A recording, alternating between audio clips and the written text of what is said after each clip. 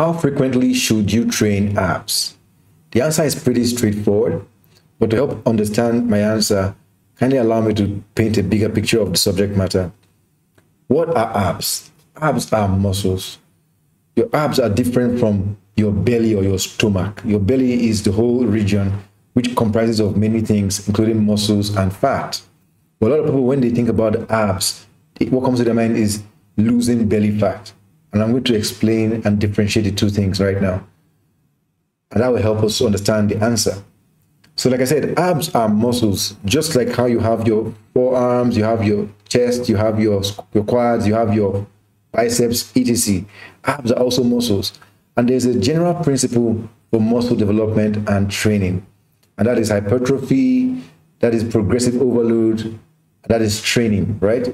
So there's a common misconception, which I explained earlier, where people confuse losing belly fat and ab training as one thing. Ab training really has nothing to do with losing belly fat. Losing belly fat will come from other things, i.e. your dieting, caloric deficit, fasting. And these three things are all linked together. Fasting will put you in a caloric deficit, and that will cause you to, lose weight, and that will mean lose fat, right? Your body getting into ketosis and all of that can help you lose fat, right? But that is not ab training. You could do all of that without training your abs, and you would still lose fat. Ab training now is developing the muscle. It's working on the muscle itself. So for the person who wants to, have a strong core, or the person who wants to develop their abs so that you have 6-pack abs or 8-pack abs, fully ripped body, will do the two things at the same time. That is, the person will work on his abs, train his abs, knowing that when he burns fat, or if he has already burned the fat, that the abs will be revealed. You know what I mean? So ab training is very different. And therefore, ab training follows the same protocol for any other muscle group training. Losing your belly fat is a different project. You hear people, for instance, say things like, oh, my belly is big, or I have a flat front, I need to just work on my sides, I have love handles. So what exercise do you recommend that I will use to lose that love handle? That person is still having the misconception, thinking that it's the exercise that's going to make them lose the love handle. The love handle is fat. The lower belly is fat. What will make you lose those portions of fat is the same thing, like I explained earlier, the diet, the fasting, and that approach, right?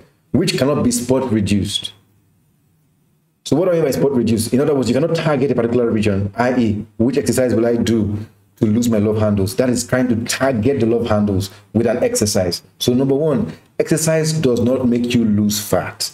Number two, you cannot target losing fat. When you're losing fat, you're going to lose it generally. Your body is going to take out fat from different parts of your body as your body type would suggest. And over time, you will lose fat holistically. You know what I mean? So you cannot say, I want to lose fat on my arm, I want to lose fat on my stomach. Your fat will go little by little. And most of the time, the stomach might be one of the last portions to actually go. Your face would lose a lot of fat. Your arms will get more defined. All your body definitions of the muscles will start to show up. And at the end of the day, the stomach will also show. That is to say, the abs rather will also show forth the definition according to the training that you have done. So having that in mind, fat loss is different from ab training. So what is ab training then? Ab training is just the exercises, the workout strategy you're going to follow to actually achieve these abs so that they are visible, right? And that is the same principle with every other muscle group.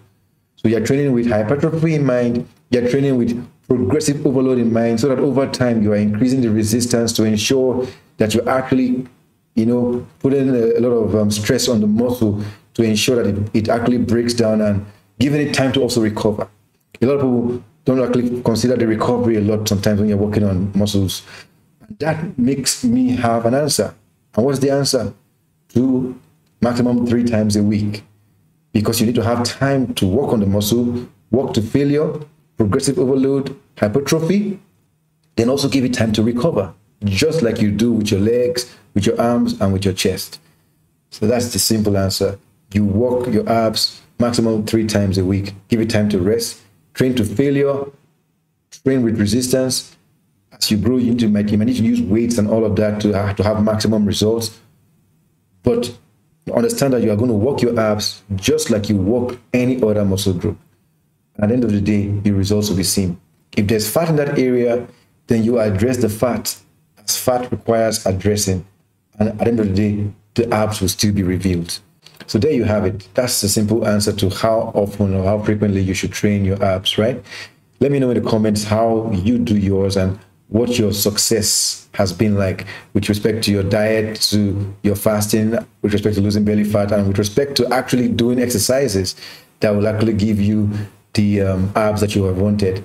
So like, subscribe, share with your friends and family. Let's educate people on how actually to remove these misconceptions and myths about the belly and get them right on track. Thank you once more again. Have a lovely one. Bye.